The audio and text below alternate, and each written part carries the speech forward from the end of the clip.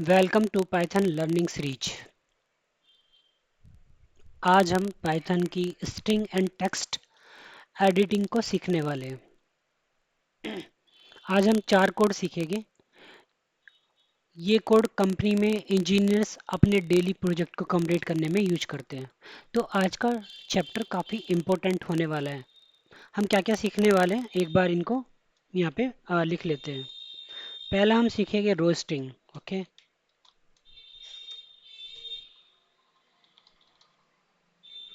दूसरा हम सीखेंगे फिर रोस्टिंग के बाद एफ स्ट्रिंग।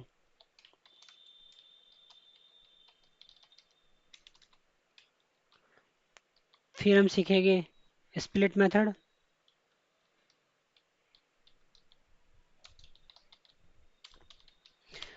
और लास्ट में हम सीखेंगे जॉइन मेथड।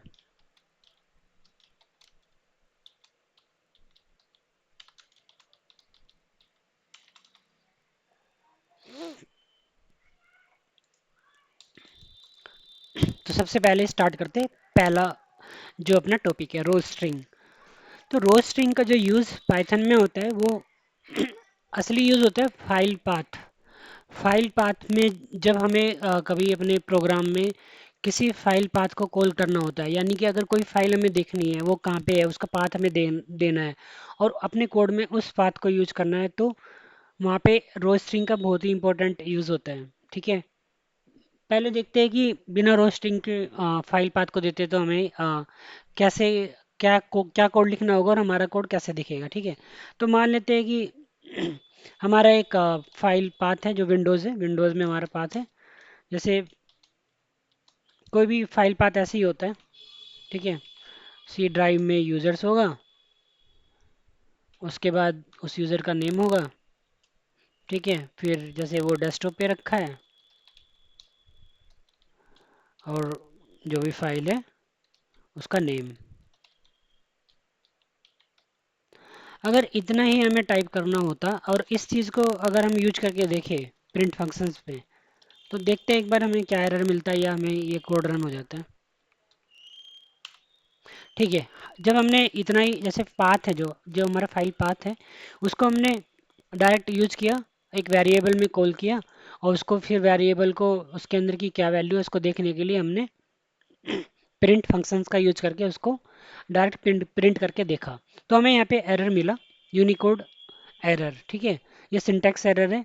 ये हमें दे रहा है कि जो यहाँ पे स्केप करेक्टर है वो उसकी हमें यहाँ पे एरर मैसेज दिख रहा है।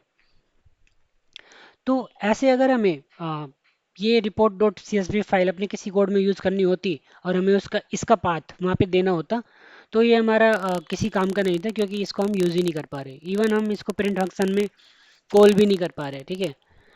तो यहाँ पे एक्चुअली इसका यूज़ क्या है। जैसे कोई हमारा सर्वर है। ठीक है। उस सर्वर में एक फाइल रखी है और जो उसका पाथ है वो ये है। हम यहाँ से इसको एक बार कॉपी पेस्ट कर लेते हैं। अब ये पाथ हमें यूज करना है। ठीक है। इसको यूज करने के लिए हम इसको एक बार यहाँ पे कॉल करेंगे।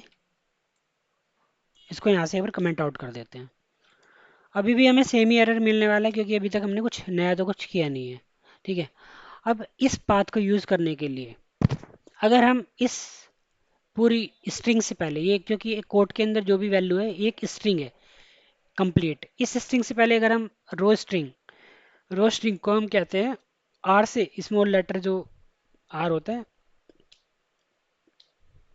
इससे हम इसको रोस्टिंग को यूज करते हैं। अगर हम यहाँ पे एक सिंपल एक आर यहाँ पे मेंशन कर दें, फिर इस कोड को रन करें, अब की बार हमारा कोड रन हो जाएगा। ठीक है। ऐसा क्यों हुआ? क्योंकि अब की बार हमने रो स्ट्रिंग का यूज़ किया और उसके बाद हमने फाइल पाथ डिफाइन किया और फिर हमें कोई एरर नहीं मिला। अब समझते हैं कि बिना रो स्ट्रिंग के हमें एरर क्यों मिला। ठीक है। तो अगर हम ध्यान से देखें, ये जो हमारा बैक स्लैश है ना, ये हमारा एक स्पेशल कैरेक्टर है, एस्केप कैरेक्टर। और पाइथन इसको पहले से ही इस वाले एस्केप कैरेक्टर को पहले से इसने रिजर्व करके रखा है कुछ स्पेशल चीज़ के लिए। जैसे अगर हम समझे अगर मैं एक सिंपल सा हेलो वर्ल्ड प्रिंट करना है तो हम उसको सिंपल ऐसे लिख देंगे।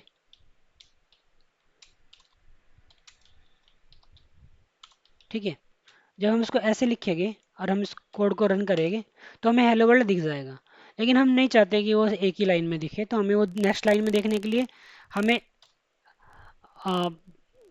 Back slash escape character N का यूज़ करेंगे तो हमें वो नेक्स्ट लाइन में दिखेगा। ठीक है, और हमें उसमें स्पेस ना दिखे तो इसके लिए हम इसको हटा देंगे यहाँ से। तो अब हमारा हेलो और वर्ल्ड दोनों वर्ड अलग अलग लाइन में है।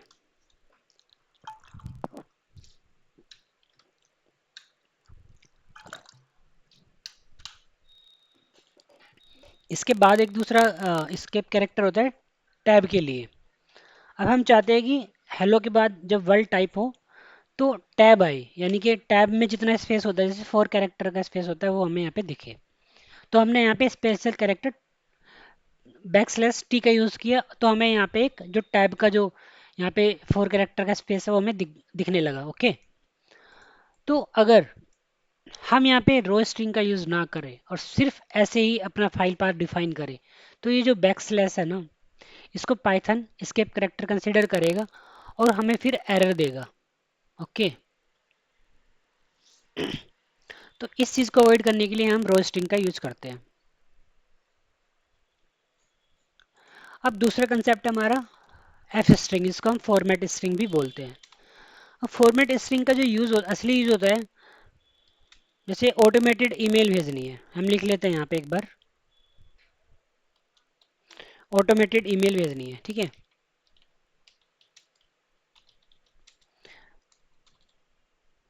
या फिर जैसे इनवॉइस जनरेटर कुछ हमें बनाना है, कोई भी ऑटोमेटेड जो भी फंक्शन है उसको हमें यूज करना है और उसके अंदर हम एफ स्ट्रिंग का यूज करते हैं। अब वैसे तो एफ स्ट्रिंग का मैंने यूज काफ़ी बार प्रिंट फंक्शन में किया है, लेकिन अगर आपने नोट ना किया हो तो हम इस एफ स्ट्रिंग को एक अलग तरीके से भी डिफाइन करके देख सकते हैं। इसके लिए हम एक छोटा सा फंक्शन क्रिएट कर लेते हैं डेफ कीवर्ड से, और डेफ के बाद हम अपने जो भी जैसे हमें फंक्शन करना है, ये फंक्शन हमारा होगा। मान लेते हैं कि हमें जैसे एचआर है या फाइनेंस डिपार्टमेंट है, उनको अपने क्लाइंट को ईमेल भेजनी है, और उनको काफ़ी उनके पास एक काफ़ी बड़ी लिस्ट है क्लाइंट की जिनको सबको ईमेल भेजनी है। तो हम ऐसा ही कुछ एक फंक्शंस क्रिएट कर लेते हैं और उसके हिसाब से ही हम अपने फंक्शंस का नाम रख देते हैं। ठीक है, तो जैसे हमारे फंक्शंस ईमेल भेजने के लिए क्लाइंट को, तो हम इसका ऐसा ही कुछ नाम लिख देते हैं, जनरेट क्लाइंट ईमेल,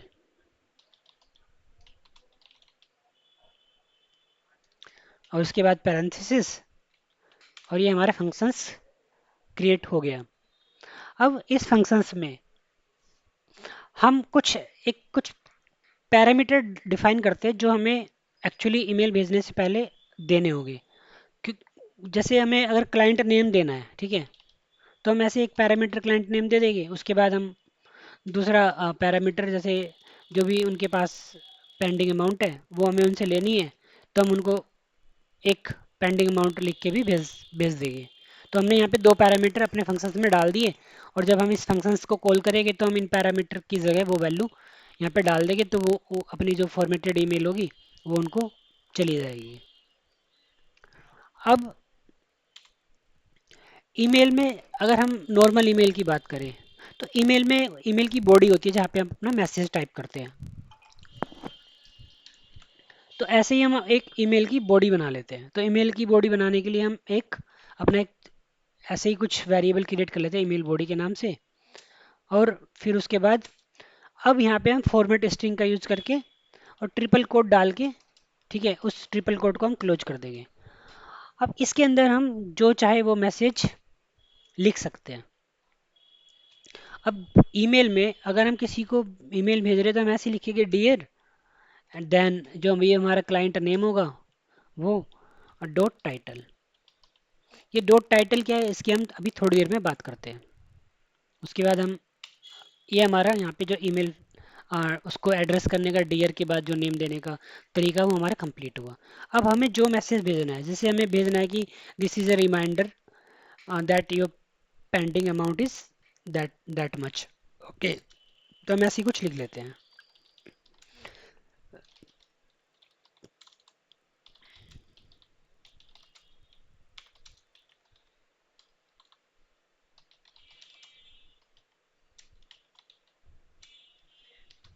और यहाँ पे अपनी जो हमारी पेंडिंग अमाउंट है वो डिफाइन कर देते हैं।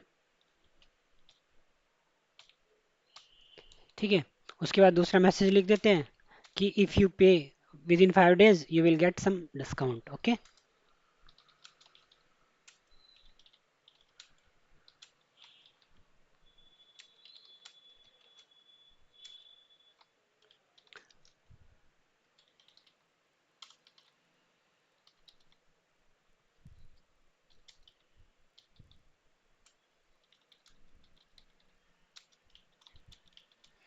और उस डिस्काउंट की कैलकुलेशन करने के लिए हम वापस से यहाँ पे जो हमारी अमाउंट है उसमें एक वैल्यू को मल्टीप्लाई कर देते हैं, जिससे वो 10% लेस होके वो वैल्यू यहाँ पे कैलकुलेट हो जाएगी।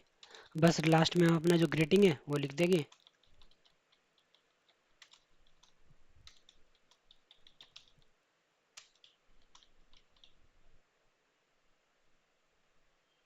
ये हमारा ईमेल बॉडी कंप्लीट हुआ। इसके बाद ये जो मैसेज है हमारा पूरा ईमेल बॉडी का, इस मैसेज को हम रिटर्न में यही मैसेज वापस भेज देंगे। ठीक है, हमारे अब ये फंक्शंस बन के रेडी हो चुका है। अब इसमें हमने ये डॉट टाइटल क्यों लिखा, या फिर हमने इस पेंडिंग अमाउंट के बाद कोलन के बाद ये जो कोमा ये क्यों दिया, अभी इस पे बात करते हैं। पहले हम इस फंक्शंस को यूज करके देख लेते हैं। ठीक है, तो फंक्शंस को यूज करने के लिए हमें फंक्शंस को कॉल करना होता है। तो अब यहाँ पे फंक्शंस को कॉल करने के लिए हम उसका नेम डिफाइन करेंगे। अब उस फंक्शंस में जो भी हमने पहले जो पैरामीटर दिए उनकी जगह पे जैसे क्लाइंट नेम है, तो हर बार क्लाइंट नेम जो भी अगर हम मान लेते हैं हमारे 10 क्लाइंट है तो उनका नेम जैसे क्लाइंट नेम अलग है, तो हम उसके हिसाब से अभी हम अपने क्लाइंट का नेम डिफाइन कर दिए। जैसे अभी फिलहाल के लिए हमारा जो क्लाइंट नेम है वो राहुल शर्मा है। ठीक है, और जो उसके पास पेंडिंग अमाउंट है वो हमारी 50,000 रुपीज़ है। ओके, अब इस चीज़ को देखने के लिए इस कंप्लीट जो हमारा फंक्शंस है इसका मैसेज हमें यहीं पे अपनी स्क्रीन पे दिख जाए, तो इसके लिए हम एक प्रिंट फंक्शन में इसको कॉल कर लेंगे। ठीक है, इस पूरी वैल्यू को हम यहाँ से हटाएंगे और कट करके वापस प्रिंट के अंदर डाल देंगे। अब ऐसे हमने जो हमारा फंक्शंस है उसको हम टेस्ट कर लेंगे। ठीक है, इसको टेस्ट करने के लिए हम क्या करेंगे, पहले हम जो हमारा ऊपर का कोड है उसको हम एक बार कमेंट आउट कर लेंगे ताकि हमें कोई कन्फ्यूज़न ना हो, हमारा जो आउटपुट है वो एक नाइसली प्रिंटेड दिखे। अब हम इस कोड को रन करेंगे। तो हमें देखो हमारी ऑटोमेटेड ईमेल में क्या था, हमने यहाँ पे तो नेम डिफाइन नहीं किया। ये नेम इसने जब हमने यहाँ पे फंक्शंस को कॉल किया इसने यहाँ से उठाया नेम और इसकी जगह इसको यहाँ पे रख दिया। ठीक है, उसके बाद जो हमारा मैसेज था इसने एज इट इज़ प्रिंट किया, और जो हमने यहाँ पे अमाउंट टाइप की थी वो अमाउंट जाके इसमें पैरामीटर में एक्चुअली फिल हुई और वो हमें नीचे दिखने लगी।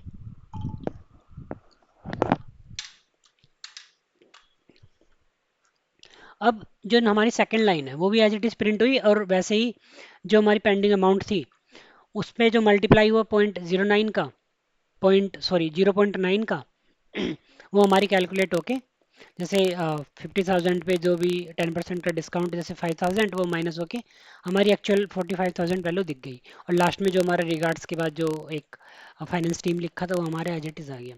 ये तो ठीक है, ठीक है, जो हमने टाइप किया वो हमें दिखा। लेकिन यहाँ पे गौर करने वाली बात ये है कि जब हमने यहाँ पे डॉट टाइटल लिखा तो इसकी वजह से देखो हमने यहाँ पे क्या दिया था कॉल करते टाइम, जो हमारा राहुल था वो इसमें आर स्मॉल लेटर में और एस भी स्मॉल लेटर में, लेकिन हमारा यहाँ पे जो आर है वो कैपिटल हुआ और एस कैपिटल हुआ। तो इस डॉट टाइटल का यूज करके हमने एक टाइटल केस बनाया। ठीक है, अगर ये नहीं होता तो क्या होता, इसको एक बार हटाते हैं। अब एक बार इस कोड को दोबारा से रन करते हैं। अब की बार जो हमने कॉल करते टाइम जो वैल्यू डिफाइन की वो एज इट इज़ यहाँ पे दिखने लगी। लेकिन ये प्रोफेशनल नहीं है, ठीक है। किसी का नाम नाम ऐसे नहीं लिखते, किसी का नाम हम जैसे जो भी उसका फर्स्ट लास्ट नेम होता है वो हम उसको फर्स्ट कैरेक्टर को कैपिटल में लिखते हैं। तो उसके लिए ही हमने यहाँ पे डॉट टाइटल का यूज़ किया था। इसको वापस कर देते हैं। ठीक है, तो डॉट टाइटल आपको समझ में आया कि डॉट टाइटल हमने यहाँ पे क्यों लिखा था। अब बात करते हैं कि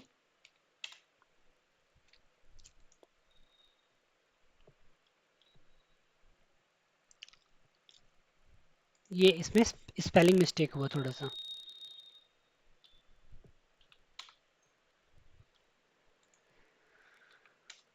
ठीक है, अब बात करते हैं कि हमने यहाँ पे पेंडिंग अमाउंट के बाद ये कोलन लगा के कोमा क्यों दिया। तो एक बार इसको हटाते हैं तब हमें समझ में आएगा कि इसका क्या यूज़ है। ठीक है, अब मैं यहाँ पे ध्यान देना, यहाँ पे क्या चेंज होगा 50,000 पे। देखो, पहले 50,000 में 50 के बाद एक कोमा था और फिर उसके बाद 3 जीरो थी, लेकिन अभी ये सारी जीरो इकट्ठी हुई। तो अगर हम यहाँ पे जो कोलन लगा के कोमा देते हैं उससे हमारा जो नंबर का जो प्रिंट होने का तरीका है, यानी कि वो पहले कोमा सब कोमा लग के वो नंबर दिखे, उससे हमें जो जीरो है काउंट करने में इजी होता है। ठीक है, हमें मतलब कोई कंफ्यूजन नहीं होता कि हमारी कितनी जीरो है। तो ऐसे हमारा हम इस कोलन के बाद कोमा लगा के अपने नंबर को ऐसे फॉर्मेट कर सकते हैं। ठीक है, अब यहाँ पे जो समझने वाली बात ये है कि जो फॉर्मेट स्ट्रिंग है, एफ स्ट्रिंग, ये वाला सिर्फ इतना ही है। एफ के बाद जब भी हम कोट, सिंगल कोट या डबल कोट या ट्रिपल कोट में जो भी वैल्यू देंगे ना, उसके अंदर हम कोई भी कैलकुलेशन कर सकते हैं। जैसे हमने क्या किया, हमने यहाँ पे इन प्लेस एक कैलकुलेशन की जिसमें से हमारी जो अमाउंट हमने दी थी उस पे मल्टीपल ऑपरेशन यहाँ पे एग्जीक्यूट हुआ। उसके बाद हमने डॉट टाइटल मेथड भी यहाँ पे यूज कर पाए। और फिर हमने ऐसे ही जो भी हमने यहाँ पे इनपुट दिया वो हमारा इनपुट जाके उस पैरामीटर में डायरेक्ट जाके पुट हुआ। ठीक है, अगर हम एफ स्ट्रिंग का यूज़ नहीं करते तो हमारा कोड इतना इतना सिंपल कोड नहीं होता और हमें एक दो लाइन और एक्स्ट्रा लिखनी होती। जिस लाइन में हमें अपनी पेंडिंग अमाउंट पे जो मल्टीप्लिकेशन हो रहा है ना यहाँ पे, तो हमें पहले काउंट करना होता है फिर हम यहाँ पे प्रिंट करते हैं। तो एफ स्ट्रिंग का यूज करके हम इन प्लेस यानी कि विद इन कोड हम कैलकुलेशन कर सकते हैं। और जो भी हमारे ऑपरेशन है ना वो उसी कोड के अंदर, उसी स्ट्रिंग के अंदर हम उसको इन प्लेस भी एग्जीक्यूट कर सकते हैं। ठीक है, अब हमारा जो तीसरा मेथड है वो है स्प्लिट मेथड। अब स्प्लिट मेथड का यूज कहाँ पे होता है, तो स्प्लिट मेथड का यूज देखने के लिए हम पहले एक एक लोग, जैसे नेटवर्क डिवाइस होता है या कोई सर्वर या कोई भी ऐसा डिवाइस होता है जिसमें लोग जनरेट होता है, तो वहाँ पे जो लोग फाइल बनती है वो लोग फाइल का जो फॉर्मेट होता है ना वो कुछ ऐसा होता है।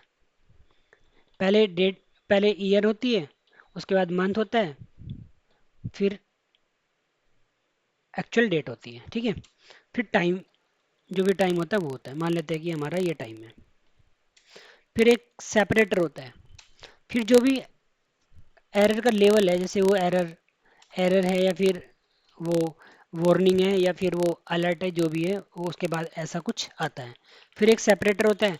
फिर एक्चुअल में अ, जो लॉग होता है, जो प्रॉब्लम होती है, जो मैसेज होता है वो वहाँ पे रहता है उस लॉग फाइल के अंदर।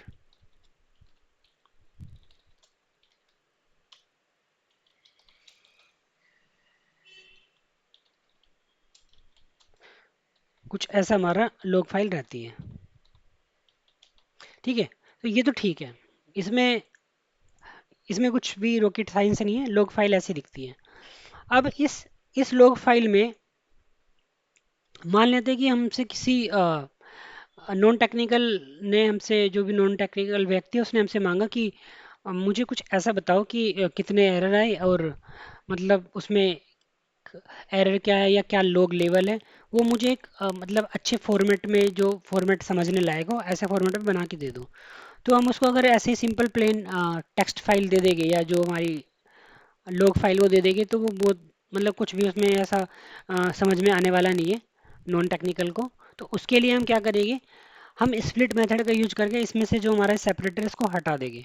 ठीक है, तो पहले एक काम करते हैं इस इन सेपरेटर को हटाने के लिए ये पूरा जो हमारा मैसेज है, जो हमारा लॉग है, इसको एक वेरिएबल में उठा के रख लेते हैं। तो मान लेते हैं कि हमारी एक लॉग लाइन वेरिएबल है, इसमें हमने ये रख लिया। ठीक है, अब जो भी हम काम करेंगे, जो भी हम स्प्लिट मेथड का यूज करेंगे, वो इस वेरिएबल पे करेंगे और इस पे अपने आप हो जाएगा। ठीक है, अब हम क्या करेंगे कि यहाँ पे हमें क्या हटाना है, हमें यहाँ पे सेपरेटर हटाना है, यानी कि हमें हटाना है यहाँ पे इस के अंदर जैसे जो ये सेपरेटर है ना, ये वाला हमें हटाना है। ओके, तो इसको हटाने के लिए हम एक वेरिएबल दूसरा क्रिएट करेंगे। ये वेरिएबल हमने क्यों किया, अभी ये थोड़ी देर में समझ में आने वाला है। इसके बाद जो हमारी एक्चुअल में जो लोग फाइल वाला वेरिएबल है उसको यहाँ पे रखेंगे। अब यहाँ पे इस वेरिएबल में अपना जो स्प्लिट मेथड है उसको हम कॉल कर लेंगे। ठीक है, अब हमें स्प्लिट क्या करना है, हमें स्प्लिट करना है ये वाला सेपरेटर। ठीक है, और इस सेपरेटर को हटाने के बाद, यानी कि इस वाली फाइल के अंदर से इस वाले सेपरेटर को हटाने के बाद जो भी चीज़ बचेगी, तो वहाँ पे क्या मतलब बचने वाला है, वहाँ पे ये जो टाइम है ये बचेगा, यहाँ लॉग लेवल बचेगा और ये एरर मैसेज बचेगा। वो सारी चीज़ उठा के ये इस वाले वेरिएबल में रख उठा के स्टोर कर लेगा। ठीक है, सिंपल है।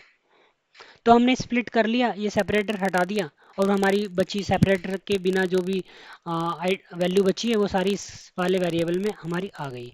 ठीक है, अब इस वेरिएबल के अंदर जो जो वैल्यू है, अब उसको हम प्रिंट करना है। हमें देखना है कि क्या क्या वैल्यू है और उसको हमें कॉल करना है।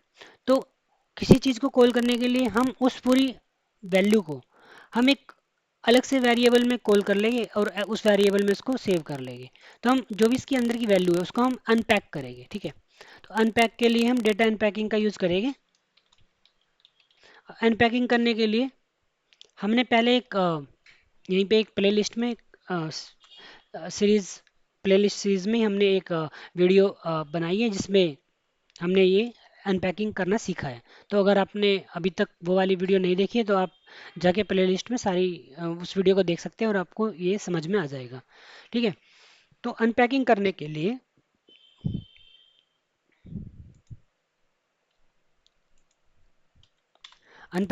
हम क्या करेंगे, पहले मान लेते हैं कि हमारा ये जो पहली चीज़ है ये हमारा टाइम स्टैम्प है, यानी कि हमें टाइम बताता है। जो दूसरे वाली हमारा लॉग लेवल है। ठीक है, ये हम डायरेक्ट वेरिएबल यहाँ पे डिफाइन कर रहे हैं। और जो तीसरे वाला आइटम है हमारा ये एरर मैसेज है। ठीक है, और ये सारी चीज़ कहाँ पे रखी है, लॉग डेटा में रखी है। बस ये हुआ डेटा अनपैकिंग। तो हमने इसको सिंपल बताया कि इस लॉग डेटा में स्प्लिट होने के बाद जो भी वैल्यू सेव थी उसमें जो पहली वैल्यू है यानी कि ये वाली, ये टाइम स्टैम्प है। दूसरे वाली जो वैल्यू है इस वाले वेरिएबल में रख दे इसको लॉग लेवल में, और जो लास्ट की वैल्यू है यानी कि जो एक्चुअल में मैसेज है वो इस वाले वेरिएबल में डायरेक्ट इसको प्लेस कर दे। ठीक है, तो हमने ऐसे डायरेक्ट अपनी जो भी हमारी लॉग फाइल के अंदर जो वैल्यू थी हमने वो अनपैकिंग करके सेम लाइन का यूज़ करके, यानी कि ज़्यादा कोड ना लिख के हमने एक सिंगल लाइन में ही सारी चीज़ उनके रेस्पेक्टिव वेरिएबल में हमने रख ली। अब क्योंकि हमें पता है कि इस वेरिएबल में वो इन्फॉर्मेशन पहले से है, तो हमें बस करना क्या है, हम प्रिंट फंक्शन का यूज करेंगे और इस वेरिएबल को उठा के कॉल कर लेंगे। कॉल करने के लिए हम स्ट्रिंग मेथड का यूज करके वहाँ पे कुछ लिख भी सकते हैं। ठीक है, जैसे पहले क्या है, मैं पहले वाले वेरिएबल में हमारा टाइम है, तो हम टाइम लिख के और उस वेरिएबल को यहाँ पे कॉल कर लेंगे। दूसरा हमारा जो प्रिंट फंक्शन है उसमें हम क्या करेंगे, इस एफ स्ट्रिंग का यूज़ करके दूसरे में हमारा क्या है, हमारा उसका स्टेटस है। ठीक है, बस हम उसको लॉग लेवल यहाँ पे कॉल कर लेंगे। ऐसे ही हम एक तीसरा भी यहाँ पे कर लेंगे। तीसरा हमारा क्या है, अलर्ट है, एक्चुअल अलर्ट। ये हमारा ये, ठीक है, एरर मैसेज। अब एक बार इसको कमेंट आउट करते हैं और अब इस कोड को रन करते हैं। ओके, ठीक है, अभी हमारे इस कोड में सारी चीज़ कमेंटेड आउट है, ऊपर से लेके यहाँ तक। बस हमारा ये 1 2 3 और 6 लाइन का कोड है, ठीक है। अब इस कोड को हम जब रन करेंगे देखेंगे कि इसका क्या हमें रिजल्ट मिलता है। तो हमें रिजल्ट में इस लॉग फाइल के अंदर से जो भी इंफॉर्मेशन थी वो हमारी स्प्लिट हो गया, सेपरेटर हटा, और सेपरेटर हटने के बाद उसमें से सारी वैल्यू लॉग डेटा में जाके स्टोर हुई, और फिर उसके बाद एक एक वैल्यू जाके अपने रेस्पेक्टिव वेरिएबल में जाके स्टोर हुई, और हमने उस वेरिएबल को बस यहाँ पे कॉल करके जो भी इस वेरिएबल की वैल्यू थी अंदर जो उसकी मैसेज था वो यहाँ पे डायरेक्ट हमें दिख गया, ठीक है। तो ऐसे हमने स्प्लिट मेथड का यूज करके अपनी रो लॉग फाइल को एक नाइसली फॉर्मेटेड मैसेज में कन्वर्ट कर लिया। अब इसको अगर हम किसी को दिखाएंगे नॉन टेक्निकल को, तो वो इसको बहुत अच्छे से समझ जाएगी। ओके, अब इसके बाद हमारा अगला है ज्वाइन मेथड। ज्वाइन मेथड का हम यूज काफ़ी जगह करते हैं, लेकिन अभी इस वाले लेक्चर में हम इसको एक जो हमारा लिस्ट है उसको CSV में कन्वर्ट करके देख लेते हैं। ओके, तो मान लेते हैं कि हमारा यूजर प्रोफाइल है, यूजर का डेटाबेस है। तो यूजर का डेटाबेस हमारा क्या है, जैसे मान लेते हैं हमारी एक यूजर प्रोफाइल है जिस जो एक लिस्ट है। अब उसमें यूजर की एक आईडी है सिंपल, उस यूजर का एक नेम है। ओके, फिर उसकी एक डेजिग्नेशन है, जैसे वो सीनियर डेवलपर है।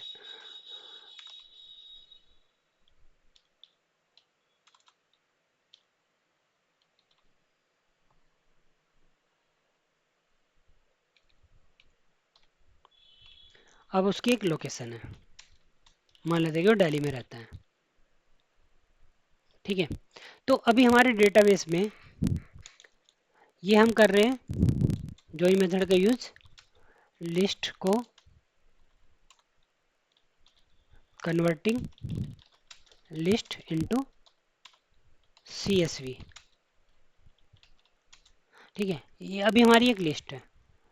अब हमसे बोला कि इसको CSV में कन्वर्ट करना है।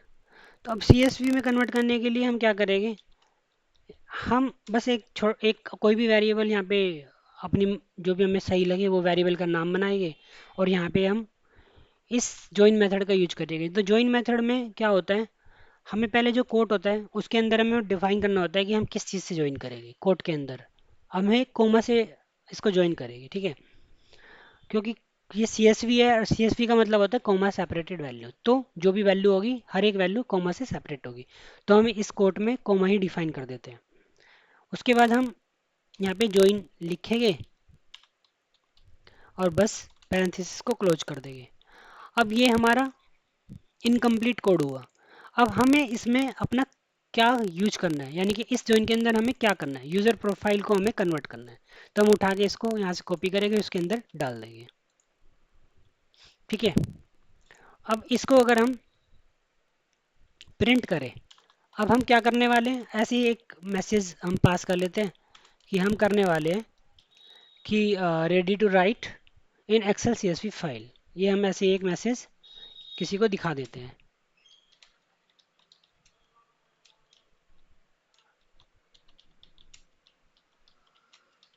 ओके, ये हमें जब भी हमारा ये एक्शन एग्जीक्यूट होगा तो हमें ये मैसेज दिखेगा। अब हम एक्चुअल में जो हमें प्रिंट करना है वो हमें करना है CSV रो, ठीक है। अब हम देखते हैं कि हमारा आउटपुट कैसे दिखता है। एक मिनट, हम ये वाला कोड भी कमेंट कर यहाँ से कमेंट आउट कर देते हैं।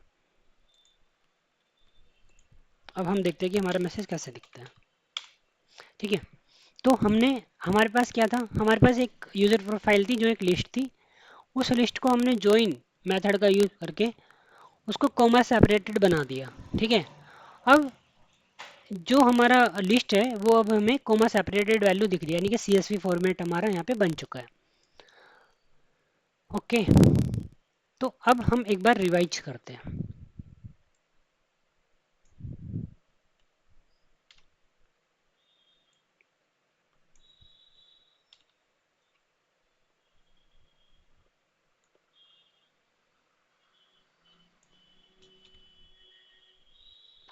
ओके, तो इस वाले लेक्चर में हमने चार कोड सीखे। उसमें हमने पहले रोस्टिंग सीखा। रोस्टिंग यूज़ होता है फाइल पाथ के साथ। ओके, जब भी हमें कोई फाइल पाथ कहीं कोड में यूज करना होता है तो उससे पहले हम आर का यूज करते हैं, वो रो स्ट्रिंग है। दूसरा हमने एफ स्ट्रिंग का यूज़ देखा, जैसे ऑटोमेटेड ईमेल भेजना, या एफ स्ट्रिंग का काफ़ी यूज़ होता है। यहाँ पे हमने एक एग्जांपल समझा जिसमें हम ऑटोमेटेड क्लाइंट ईमेल जनरेट की और वो रैंडम जो भी हमारे लिस्ट क्लाइंट की लिस्ट है उनको हमने भेज दी। ओके, फिर हमने सीखा स्प्लिट मेथड। स्प्लिट मेथड हम ज़्यादातर यूज करते हैं, जैसे हमारी जो लॉग फाइल होती है उनका जो सेपरेटर, जैसे यहाँ पे ये सेपरेटर, उसको हटा के और उसको किसी अ, उस फॉर्मेट, उसको जो भी हमारा रो फॉर्मेट है उसको एक अच्छे से दिखने वाले फॉर्मेट में कन्वर्ट करने के लिए, ठीक है। या फिर हमारा जो भी पर्पज हो, हम उसमें कोई चीज़ हमें हटानी है वो हम स्प्लिट मेथड का यूज़ करके हटा लेते हैं। फिर हमने सीखा जॉइन मेथड। जॉइन मेथड में हमने यहाँ पे एक लिस्ट को सीएसवी में कन्वर्ट किया, ठीक है। ये चारों चीज़ जो हमने यहाँ पे सीखी, ये डे टू डे लाइफ में, ये जो कंपनी में इंजीनियर्स काम करते हैं और उनके जो भी प्रोजेक्ट होते हैं, ये डेली यूज, या कोई भी प्रोजेक्ट होता है ये प्रोजेक्ट में यूज होते हैं, और ये रियल लाइफ में काफ़ी यूजफुल कंसेप्ट होने वाले हैं। Thank you.